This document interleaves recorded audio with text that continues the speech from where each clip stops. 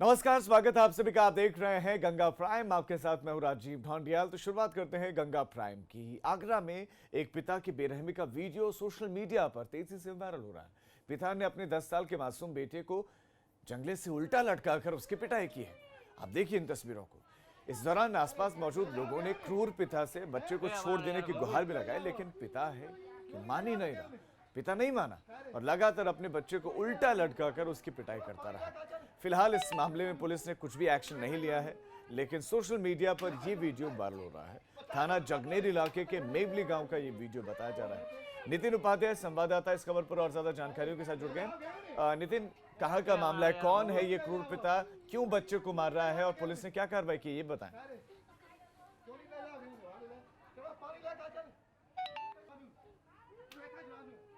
Video है वो थाना जगनेर क्षेत्र के मेवली गांव का बताया जा रहा है। उससे करीब 10 साल का जो बच्चा है उसको विंडो के जो लोहे की रॉड से बांधकर पीटता हुआ वीडियो में उसका पिता कैद हुआ है। करीब 52 सेकंड का ये वीडियो है, जिसमें आसपास जो खड़े लोग हैं वो भी अपने बच्चे से अपने आप को पिता से गुहार लगा रहे हैं कि बच्चे को कुल मिला के कहा जाए कि हैवानियत की तस्वीर सामने आई है। लेकिन लगातार पिता भी कई समय से लगातार परेशान था और ऐसे में लगातार वो बच्चे को समझ रहा था। लेकिन जिस तरीके से जो मारने पीटने का जो वीडियो सामने आया वो कतई जायज नहीं ठहराया जा सकता। इस तरीके से यातना नहीं दी जा सकती है। कुल मिला के अब ये वीडियो बिल्कुल नितिन, आपका इस तमाम जानकारी के लिए धन्यवाद। तो हिंसक व्यवहार, क्रूर व्यवहार छोटे से बच्चे के साथ एक पिता का, ये तस्वीरें आगरा की।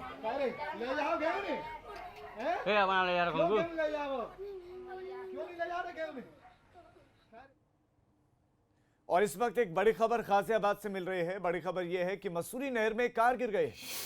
मसूरी नहर में कार गिरी है। गाजियाबाद से इस वक्त बड़ी जानकारी मिल रही है, जिसमें कार सवार 4 लोगों को बचा लिया गया। इस वक्त ये बड़ी खबर मिल रही है। एनडीआरएफ की टीम ने लोगों को बाहर निकाल लिया है। 4 लोगों को बचा लिया गया है। विपिन तोमर संवाददाता और ज्यादा जानकारी के साथ जुड़ गए। विपिन, सबसे पहले तो ये बताइए कि 4 लोगों को निकालेगा, कुल कितने लोग सवार थे जब ये कार गिरी और कैसे ये हादसा हुआ?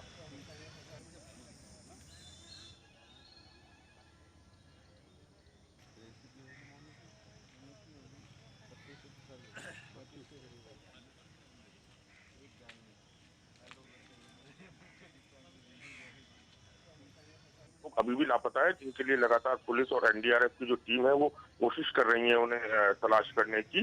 बताया जा रहा है कि रात तकरीबन विपिन जो आप बड़ी जानकारी दे रहे हैं, मैं एक बार दर्शकों के लिए बता भी दूं कि पहले जानकारी मिल रही थी कि 4 को बचा लिया गया, लेकिन ऐसा नहीं है। सिर्फ एक व्यक्ति को बचाया गया है, 3 अभी भी लापता हैं। विपिन, आप बताइए कि किन परिस्थितियों में हादसा, कैसे नहर में जा गिरी ये कार? क्या पुल से नीचे गिरी, अनियंत्रित होकर गिरी, ये कैसे गिरी? देखिए, जो परमवीर है उसने जो भी फिलहाल में प्रारंभिक जानकारी दी है, क्योंकि उसको तुरंत अस्पताल में भर्ती कराया गया है। उसके मुताबिक ये लोग 4 लोग बरेली से चंडीगढ़ जा रहे थे। कोई तेजी से वाहन आया था जिसको बचाने के चक्कर में इन्होंने गाड़ी लेफ्ट काटी और उसी दौरान इनकी गाड़ी नहर में गिर गई। मैं बता दूं कि लगातार 15वें दिन में एक ऐसा दूसरा हादसा है। इससे पहले एक वैगनार कार यहाँ गिरी थी जिसमें 3 लोग शामिल थे। उसमें से 1 को बचा लिया गया था, 2 के बाद में शव मिले थे। अभी भी फिलहाल एनडीआरएफ और पुलिस जो है जो इस नहर में डूबे हैं बाकी 3 लोग, उनकी तलाश कर रही है। जी विपिन, आप नजर बनाए रखिए खबर पर, हम आगे भी आपसे अपडेट लेते रहेंगे। फिलहाल आपका इस तमाम जानकारी के लिए धन्यवाद।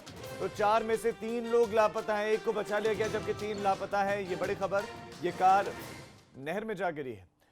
खबर में आगे बढ़ रहे हैं। नोएडा और ग्रेटर नोएडा वासियों को आज नए कोविड हॉस्पिटल की सौगात मिलने वाली है। खुद सीएम योगी आदित्यनाथ आज नोएडा के सेक्टर 39 स्थित कोविड अस्पताल का उद्घाटन करेंगे और उसके लिए मुख्यमंत्री देर शाम ही कल ग्रेटर नोएडा आ गए थे। हालांकि पहले उन्हें कोविड अस्पताल का उद्घाटन करने के बाद सेक्टर 128 स्थित कोविड-19 के लिए बनाए गए एकीकृत नियंत्रण कक्ष अस्पताल का निरीक्षण करने जाना था, लेकिन कार्यक्रम में बदलाव हुआ है। अब वो सेक्टर 39 में उद्घाटन के बाद अधिकारियों के साथ समीक्षा बैठक करेंगे। उसके बाद सहारनपुर के लिए रवाना हो जाएंगे। तो इस खबर पर और ज्यादा जानकारी के साथ अविनाश तिवारी हमारे संवाददाता नोएडा से ज्यादा जानकारी के साथ जुड़े हैं, तो सहारनपुर से हमारे संवाददाता बलराम पांडे जुड़ गए। अविनाश, सबसे पहले दर्शकों को आप बताइए कि मुख्यमंत्री के कार्यक्रम में बदलाव हुआ है, जो उनका ये दौरा था, इसमें जो बदलाव हुए, सबसे पहले उन बदलावों के बारे में और बदलावों के पीछे का कारण, क्यों बदलाव हुए आखिरी वक्त में इन कार्यक्रमों में? जी देखिए राजीव, अगर बात करें तो मुख्यमंत्री के कार्यक्रम में फेरबदल किया गया है। पहले उनको गौतम बुद्ध यूनिवर्सिटी से बाई रोड आना था कोविड-19 हॉस्पिटल के लिए, लेकिन अब अगर बात करें तो बोटेनिकल गार्डन में एक हेलीपैड बनाया गया है, जहां से वो गौतम बुद्ध यूनिवर्सिटी से बोटेनिकल गार्डन उतरेंगे हेलीकॉप्टर के द्वारा और वहां से सड़क मार्ग के जरिए कोविड-19 अस्पताल का उद्घाटन करने सेक्टर 39 में आएंगे। इसी सेक्टर 39 में अगर बात करें तो 7वें फ्लोर पे मीटिंग होगी, जिसमें तमाम सारे अधिकारी मौजूद होंगे और जो अधिकारियों को मीटिंग होनी है, यानी कि मेरठ की कमिश्नर, इसके अलावा मेरठ और नोएडा, गाजियाबाद, यहाँ के जो तमाम सारे अधिकारी वो यहाँ पर पहुँच चुके हैं, क्योंकि 9:30 बजे मुख्यमंत्री यहाँ पे पहुँचेंगे, पहले अस्पताल का उद्घाटन करेंगे, फिर इसी अस्पताल में 7वें फ्लोर पे वो बैठक करेंगे तमाम सारे अधिकारियों के साथ। इसके साथ साथ जो जनप्रतिनिधि हैं नोएडा के, तीनों विधायक, नोएडा, दादरी और इसके अलावा जेवर के विधायक, नोएडा के सांसद और जो मुख्यमंत्री के साथ यहाँ पे वीआईपीओ को यहाँ पे आमंत्रित किया गया है, केवल 8 लोग ऐसे हैं, जिसमें नोएडा के जिला अध्यक्ष हैं भाजपा के और महानगर अध्यक्ष हैं। इसके साथ साथ अगर बात करें तो स्वास्थ्य राज्य मंत्री अतुल गर्ग वो भी यहाँ पर पहुंच चुके हैं और तमाम सारे लोगों की अगर बात की जाए तो यहाँ पे सभी लोग पहुंच चुके हैं। बस इंतजार हो रहा है मुख्यमंत्री के आगमन का। मुख्यमंत्री 9:30 बजे करीब आएंगे। मुख्यमंत्री नहीं जाएंगे, वहां जाने का प्लान क्यों कैंसिल किया गया? जी बिल्कुल राजीव, अगर बात करें तो कुछ प्लान में फेरबदल किया गया है, क्योंकि मुख्यमंत्री को यहाँ पे मीटिंग लेनी है और रिव्यू मीटिंग करके उनको सहारनपुर निकलना है। चूंकि रिव्यू मीटिंग लंबी चलेगी, क्योंकि 1.5 घंटे का समय तय किया गया है, लेकिन मुख्यमंत्री को ऐसा लगा कि रिव्यू मीटिंग लंबी हो सकती है, इसलिए मीटिंग की वजह से ये बदलाव हुए हैं। अब सेक्टर 128 निरीक्षण करने के लिए अस्पताल में नहीं जाएंगे, इस वक्त जो जानकारियां मिल रही हैं। अब लोग करते हैं बलराम पांडे का, हमारे संवाददाता का। बलराम, सहारनपुर मुख्यमंत्री को आना है और मीटिंग के तुरंत बाद ही आना है, तो जो टाइमिंग चेंज हुई है, क्या पता चल पाए कि आप कितने बजे निकलेंगे? क्या वही टाइमिंग रहेगी 12:15 बजे के करीब सहारनपुर निकलने के लिए? और सहारनपुर में एग्जैक्ट क्या क्या कार्यक्रम रहने वाले जो प्रस्तावित हैं वो बताएं। क्या औचक निरीक्षण कहीं अस्पताल में कर सकते हैं?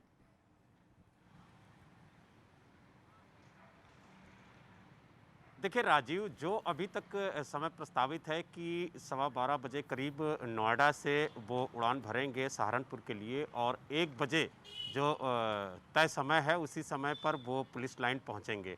अभी फ़िलहाल सहारनपुर में पहुंचने का जो उनका समय है वही निर्धारित है जो पहले प्रस्तावित था। अभी उसमें कोई बदलाव नहीं हुआ है। यही वजह है कि उन्होंने अपने टाइमिंग को भी चेंज किया नोएडा में, क्योंकि जो मीटिंग है, जो उनकी समीक्षा बैठक है, वो लंबी चल सकती है।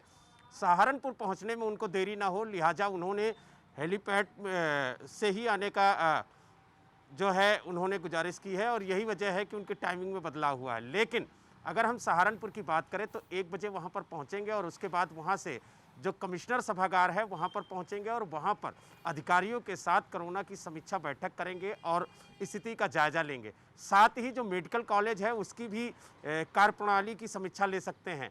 साथ ही जो अधिकारियों ने अब तक कार्य किए हैं कोरोना को रोकने को लेकर के, उसकी भी समीक्षा की जाएगी कि आखिरकार आप लोगों ने अब तक क्या क्या कार्रवाई की है और कहां तक आपने कोरोना को रोकने में कामयाबी पाई है। अगर कोई लापरवाही मिलती है तो उस पर भी कार्रवाई होगी। और मुख्यमंत्री अचानक कहीं भी जा सकते हैं, ये कहा नहीं जा सकता कि वो किस चीज़ का औचक निरीक्षण कर सकते हैं, क्योंकि अगर उनको कहीं भी लापरवाही देखने को मिली या बातचीत से अधिकारियों को कहीं उन्हें संशय लगा तो वो कहीं पे भी जा सकते हैं। बलराम और अविनाश, आपका इस तमाम जानकारी के लिए धन्यवाद। लेकिन नजर आप बनाए रखें, क्योंकि ये बड़ी खबर है, मुख्यमंत्री का दौरा बहुत महत्वपूर्ण होता है। हम खबरों में आगे बढ़ रहे हैं। राजधानी लखनऊ में कोरोना जांच के नाम पर बड़ा फर्जीवाड़ा सामने आया। यहाँ पर जांचसाज एसजीपीजीआई की फर्जी जांच रिपोर्ट तैयार कर रहे हैं और चंद रुपयों के मुनाफे के लिए दूसरों की जिंदगी को खतरे में डाल रहे हैं, जिसके खिलाफ एसजीपीजीआई प्रशासन ने मुकदमा दर्ज करवाया है। बिहार के कार्डियोलॉजी विभाग में इलाज के लिए आए मरीज की फर्जी कोरोना की रिपोर्ट से खुलासा हुआ है। एसजीपीजीआई जैसी हूबहू दिखने वाली रिपोर्ट फर्जी निकाली गई। असल में ये जालसाज एसजीपीजीआई के आसपास गेस्ट हाउस या फिर होटल में रुकने वालों को निशाना बना रहे थे और कम कीमत पर तुरंत जांच रिपोर्ट देने के नाम पर फर्जीवाड़ा कर रहे थे। ऐसे में अब एसजीपीजीआई का कहना है कि वो हर रिपोर्ट का वेरिफिकेशन करेगा। और इस खबर पर शैलेश अरोड़ा हमारे संवाददाता और ज्यादा जानकारी के साथ जुड़ गए। शैलेश, ये खबर बहुत महत्वपूर्ण हो जाती है। मैं चाहता हूं कि आप इस खबर को एक जानकारी के तौर पर और लोगों को जागरूक भी साथ साथ करें कि कैसे फर्जीवाड़ा किया जा रहा है। एसजीपीजीआई के नाम पर किस तरह का फर्जीवाड़ा, जो रिपोर्ट दी गई वो किस तरह की रिपोर्ट थी, कौन आ रहा था, कैसे लोगों को ये शिकार बना रहे थे, कौन बना रहा था, क्या एसजीपीजीआई का कोई सदस्य इसमें जुड़ा हुआ है? नहीं, आप दर्शकों को बताएं कैसे फर्जीवाड़ा हो रहा है। राजीव देखिए, एसजीपीजीआई वो संस्थान है जहां पर सिर्फ लखनऊ और आसपास के नहीं या उत्तर प्रदेश के नहीं बल्कि पूरे देश भर से जगह जगह से मरीज आते हैं, इन प्रदेशों से। इसके अलावा नेपाल तक से मरीज यहां पर इलाज के लिए आते हैं। तो इस वजह से यहां पर आसपास बहुत से गेस्ट हाउस भी हैं, होटल्स हैं जहां पे आके लोग रुकते हैं अच्छे इलाज के लिए। इसी बीच में अब एक जो नई व्यवस्था चल रही है कोरोना काल में, वो ये है कि अगर किसी को अस्पताल में भर्ती होना है, जो किसी भी बीमारी का पेशेंट हो सकता है, तो पहले उसका एक कोविड टेस्ट होगा, उसका भी, और उसके साथ जो तीमारदार होगा एक, उसका भी। इसके बाद अगर वो रिपोर्ट नेगेटिव आती है तब उनको भर्ती किया जाता है। इसकी जो टेस्टिंग की रिपोर्ट की कॉस्ट है वो 1500 रुपये के ऊपर आती है, यानी 2 लोग पे 3000 रुपये। अगर उसमें रिपोर्ट पॉजिटिव आ गई तो मरीज को वहाँ ना भर्ती करके कोविड हॉस्पिटल में भर्ती किया जाता है। इसी का फ़ायदा ये फर्जीवाड़ा करने वाले जालसाज उठा रहे हैं। ये एसजीपीजीआई के आसपास जो गेस्ट हाउस हैं, जो होटल्स हैं, वहाँ पे जो गरीब और लाचार लोग हैं उनके पास जाते हैं, रिपोर्ट के लिए कम पैसे मांगते हैं और उनको ये कहते हैं कि आपको जो रिपोर्ट कल मिलेगी वो हम आपको अभी चंद घंटों में दे देंगे। नेगेटिव अधिकतर ये लोग रिपोर्ट थमाते हैं। इसकी वजह से लोग इनको पैसे पकड़ा देते हैं। ऐसा ही केस हुआ परसों, जब बिहार का एक मरीज़ आया, उससे करीब सुबह 10 से 11 बजे बोला गया कि आप अपनी जांच रिपोर्ट लाएं। वो आया 3-4 घंटे में रिपोर्ट लेके, तो डॉक्टर्स को शक हो गया कि इतनी जल्दी रिपोर्ट कैसे आ सकती है। दूसरा, लेकिन रिपोर्ट जो थी वो हूबहू वैसी थी जैसी एसजीपीजीआई के माइक्रोबायोलॉजी लैब की बनती है। यानी जाहिर सी बात है, इसका जब रेफरेंस नंबर देखा गया तो पता चला इस तरह का रजिस्ट्रेशन पर कोई सैंपल है ही नहीं। यहीं से फर्जीवाड़े की पोल खुली। फिर उस आदमी से संपर्क किया गया जो लेके आया था, उससे सख्ती की गई, तो उसने पूरा वाकया बताया कि किसी ने उससे बात करके उससे पैसे लेकर ये रिपोर्ट उसको दी है। यहाँ पर राजीव सबसे बड़ी बात यह है कि अगर कोई इस तरह की फर्जी रिपोर्ट लेकर आता है और पॉजिटिव पेशेंट नेगेटिव बनाकर भर्ती हो जाता है, वो कई लोगों के लिए जान का खतरा बन सकता है। कई ऐसे मामले सामने आए हैं जब अस्पताल में किसी विभाग में इस तरह से किसी मरीज को भर्ती किया, बाद में वो पॉजिटिव निकल आया तो उस पूरी यूनिट को बंद करना पड़ा, डॉक्टर्स क्वारंटीन हुए, 7 के मरीज क्वारंटीन करने पड़े, सबके सैंपल लेने पड़े। तो ये सिर्फ एक रिपोर्ट नहीं है फर्जी, बल्कि ये कई लोगों के लिए जान का खतरा है। यही वजह है कि एसजीपीजीआई प्रशासन ने अब इस मामले में एफआईआर की है। लेकिन सवाल ये अब उठने लगा है कि ये रैकेट क्या सिर्फ एसजीपीजीआई के आसपास है या केजीएमयू, लोहिया और जो प्रदेश के अन्य अस्पताल है वहां पर भी चल रहा है। अब ये पुलिस की तफ्तीश में सामने आएगा और ये मामला इतना गंभीर है कि कहीं ना कहीं पुलिस को अब बड़े स्तर पर तफ्तीश भी करनी होगी। और शैलेश, आप जो हमारे भी साथ पकड़ बने में रहिए, आता है, अगली खबर पर हम आपके पास लौट रहे हैं, तो आप सचेत रहें। इस तरह के जो ठग हैं वो आपके पास आ सकते हैं और ये कहेंगे कि हम आपको रिपोर्ट देंगे, कुछ घंटों में आपको आपके कोरोना की रिपोर्ट मिल जाएगी, चाहे वो पॉजिटिव है या नेगेटिव, और आपसे पैसे ले लिए जाएंगे। लेकिन ऐसे लोगों से सावधान रहें। जो ऑथराइज्ड हैं, जो लैब्स हैं, आप वहीं पर जाइए और वहीं पर टेस्टिंग करवाएं। खबरों में आगे बढ़ रहे हैं। एक बार फिर से सपा संरक्षक मुलायम सिंह यादव की तबीयत बिगड़ गई है और लखनऊ के मेदांता अस्पताल में मुलायम सिंह यादव भर्ती हैं। आपको ये बता दें कि बताया जा रहा है कि पेट में दर्द की शिकायत के चलते अस्पताल में भर्ती करवाया गया है। मुलायम की जांच की गई और यूरिन इन्फेक्शन भी निकला है। कोरोना की रिपोर्ट हालांकि नेगेटिव आई है। शैलेश अरोड़ा हमारे संवाददाता ज़्यादा जानकारियों के साथ जुड़े हुए हमारे साथ। शैलेश, सबसे पहले तो यही बताइए कि इस वक्त हालत कैसी है मुलायम सिंह यादव की, क्या क्या समस्या है, क्या डॉक्टरों ने कोई हेल्थ बुलेटिन जारी किया है? राजीव देखिए, गुरुवार को मुलायम सिंह यादव जो है उनके पेट में कुछ समस्या हुई थी, जिसके बाद उनको मेदांता ले जाया गया। वैसे उनका वहाँ पर रूटीन चेकअप भी चलता रहता है। जब उन्हें ले जाया गया तो वहाँ उनकी टेस्टिंग हुई है और ये सामने आया कि उनके यूरिन में कुछ इन्फेक्शन है, जिसके बाद कुछ और जांच लिखी गई, कोरोना रिपोर्ट नेगेटिव आई है। बाकी कुछ और जांच अभी प्रोसेस में चल रही है। फिलहाल हमारी वहाँ पे कुछ लोगों से, अधिकारियों से बात हुई है संस्थान के, तो उन्होंने ये बताया कि अभी हालत जो है वो स्थिर है, लेकिन शायद अभी 1-2 दिन और उनको भर्ती रखा जाएगा वहाँ पर।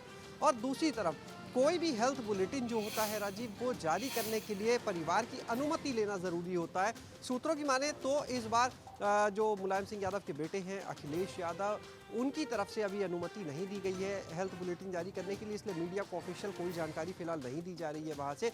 लेकिन सूत्रों की माने तो अभी 1-2 दिन करीब और मुलायम सिंह यादव वहाँ पर भर्ती रहेंगे और हालत जो है अभी उनकी स्थिर बताई जा रही है, पहले से सुधार बताया जा रहा है। इससे पहले भी बात करें तो कुछ समय पहले भी मुलायम सिंह यादव तो बीमार होते रहे हैं। शैलेश, आप नजर बनाए रखें, हम आपसे आगे भी अपडेट लेते रहेंगे। फिलहाल आपका इस तमाम जानकारी के लिए धन्यवाद। अयोध्या में राम मंदिर का भूमि पूजन संपन्न होने के बाद श्री राम जन्मभूमि तीर्थ क्षेत्र ट्रस्ट के महासचिव चंपत राय ने मंदिर के लिए जिस उच्च तकनीक का इस्तेमाल किया जाएगा जिसकी जानकारी दी, उन्होंने कहा कि इससे ये मंदिर 1000 साल तक आंधी तूफान सहने के बाद भी पूरी तरह सुरक्षित होगा। उन्होंने कहा कि राम मंदिर के खंभों में लोहे का इस्तेमाल नहीं किया जाएगा। आगे चंपत राय ने कहा कि कुल 70 एकड़ जमीन को ध्यान में रखकर नक्शा पास कराया जाएगा और ये बाद में तय होगा कि कौन सा स्ट्रक्चर कहां पर बनाया जाएगा। इस दौरान उन्होंने ये भी साफ कर दिया कि जब उन्होंने ट्रस्ट की जिम्मेदारी संभाली थी तो तब 12 करोड़ रुपए थे और अब करीब 30 करोड़ रुपए चंदे के रूप में आ गए हैं।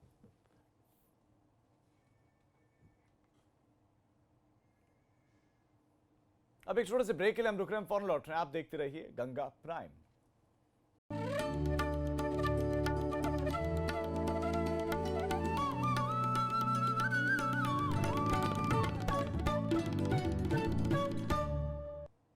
ब्रेक के बाद आप सभी का स्वागत है। उत्तर प्रदेश में अब तैयारियां चल रही हैं 2022 की।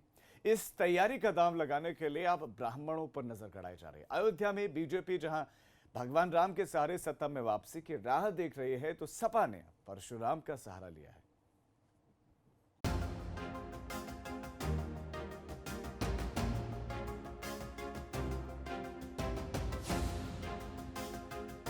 एक तरफ पूर्व मंत्री, दूसरी तरफ पूर्व विधायक और बीच में परशुराम। इस तस्वीर के बड़े सियासी मायने हैं, जिसे समझने की जरूरत आपको भी है। समाजवादी पार्टी शायद समझ चुकी है, तभी ये तस्वीर सार्वजनिक है। इस तस्वीर के बीच में भव्य प्रतिमा जो दिख रही है वो भगवान परशुराम की है। वही परशुराम जो कभी शिव धनुष तोड़ने पर राम पर ही क्रोधित हो गए थे। हालांकि अंतर्मन से जब उन्होंने प्रभु श्री राम के विराट रूप के दर्शन किए तो उन्हें समझते देर नहीं लगी कि ये तो स्वयं जगत पालक विष्णु हैं। बहरहाल बात उस सियासत की जो धर्म के नाम पर चल रही है, जिसमें राम स्वीकार्य हैं और परशुराम को स्वीकार्य बनाया जा रहा है।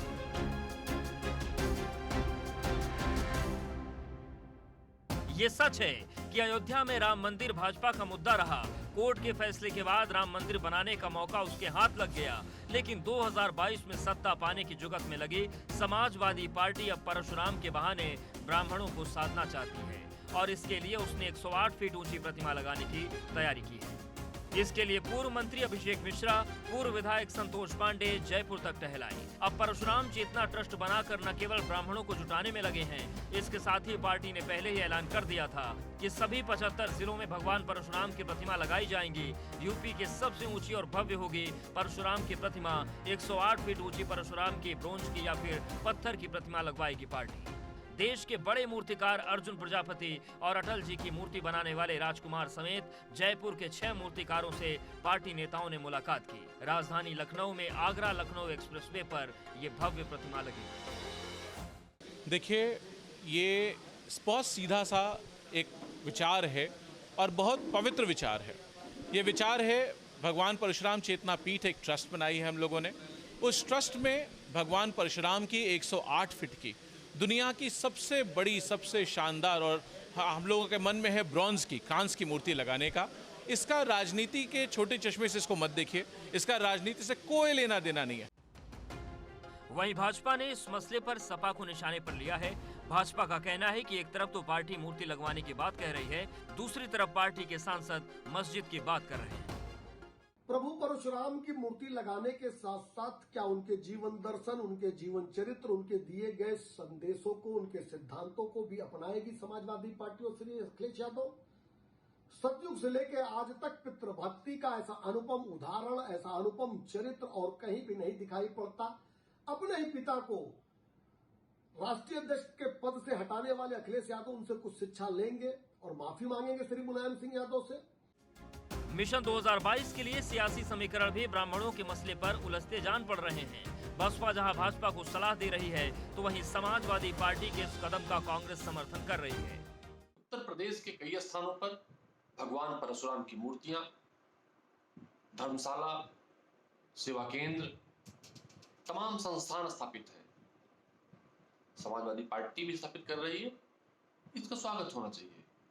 लेकिन हर किसी को, चाहे कोई राजनीतिक पार्टी हो या कोई व्यक्ति हो, भगवान परशुराम, भगवान श्री राम के कहे शब्दों का भी अनुसरण करना चाहिए और अपनी पार्टी में क्या क्या शब्द महापुरुषों की मूर्तियों के लिए कहे गए हैं उनका भी अनुसरण करना चाहिए। प्रदेश की सियासत राम और परशुराम के खांचे में बट रही है। किसको किसका फायदा मिलेगा ये तो वक्त बताएगा, लेकिन राम और परशुराम की ये सियासत ब्राह्मणों को रास आएगी या नहीं, ये देखना दिलचस्प है।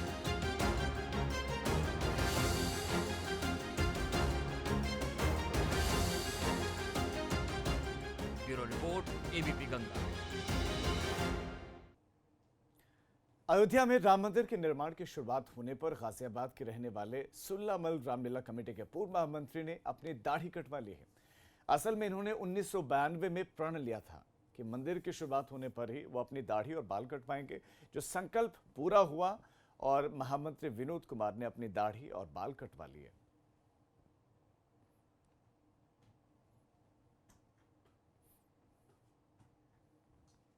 केरल के कोझिकोड में बड़ा विमान हादसा हुआ है, जिसमें मृतकों की संख्या बढ़ गई है।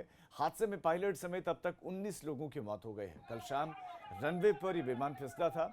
एयर इंडिया का यह विमान था जो वंदे भारत मिशन के तहत सवारियों को लेकर आया था और क्रैश हो गया।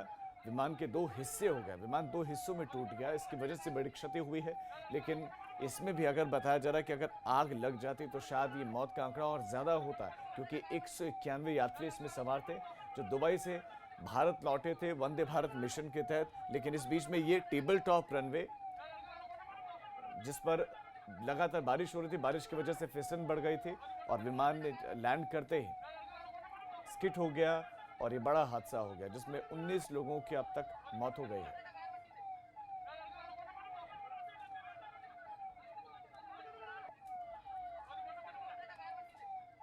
तो रनवे पार करने के बाद ये जो विमान है वो टकरा गया, जिसमें 19 लोगों की मौत हो गई है और लैंडिंग के वक्त ये विमान फिसला करीब 30 से 35 फीट गहरी खाई में जा गिरा। उसके बाद रेस्क्यू ऑपरेशन तुरंत ही चला लिया गया था, लेकिन फिर भी कई लोगों की जिंदगियां खत्म हो गई, 19 लोगों की जान चली गई है। 191 लोग बताया जा रहा है कि इसमें सवार थे, जो कि वंदे भारत मिशन के तहत लौट रहे थे और सभी लोगों ने इस हादसे पर दुख जताया, चाहे प्रधानमंत्री हो और दूसरे गणमान्य लोग हों, क्योंकि ये केरल के कोझिकोड में हादसा हुआ है। तो इस बुलेटिन में फिलहाल इतना ही, लेकिन उत्तर प्रदेश और उत्तराखंड की तमाम खबरों के लिए आप देखते रहिए एबीपी गंगा, खबर आपकी, जुबान आपकी।